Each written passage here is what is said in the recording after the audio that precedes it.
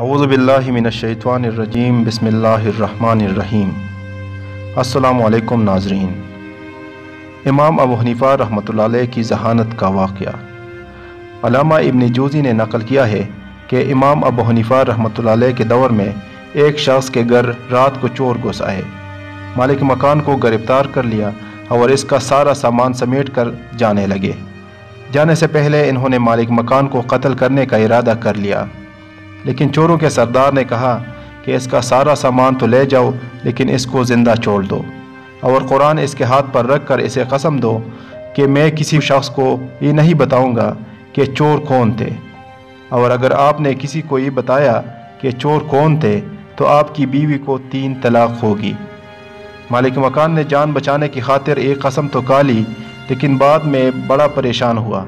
جب صبح بازار گیا تو دیکھا وہی چور چوری کا سامان بڑی دلیری سے فروخت کر رہے ہیں، اور یہ شخص بیوی پر طلاق کے خوف سے زبان بھی نہ کھول سکا۔ یہ شخص عاجز آ کر امام ابو حنیفہ رحمۃ اللہ علیہ کے پاس پہنچا، اسے سارا واقعہ بیان کیا کہ رات کو چور گھر میں گھس آئے تھے اور انہوں نے مجھے ایسی قسم دی ہے، اب میں ان کا نام ظاہر نہیں کر سکتا، کیا کروں؟ امام ابو حنیفہ رحمۃ اللہ علیہ سارا واقعہ سن کر کہنے لگے کہ تم اپنے محلہ کے معزز افراد کو جمع کرو، میں ان سے ایک بات کہوں گا۔ اس شخص نے لوگوں کو جمع کر لیا۔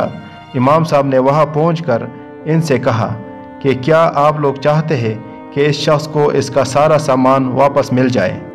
تو اس پر سب لوگ کہنے لگے کہ ہاں ہم چاہتے ہیں۔ امام ابو حنیفہ رحمۃ اللہ علیہ نے فرمایا پھر ایسا کیجئے کہ اپنے پاس کے سارے غنڈوں کو جامع مسجد میں جمع کیجئے اور پھر ایک ایک کر کے انہیں باہر نکالیے۔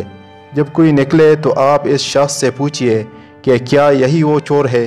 اگر وہ چور نہ ہو تو انکار کر دے، اور اگر وہی چور ہے تو خاموش رہے، نہ ہاں کہیے اور نہ نہیں۔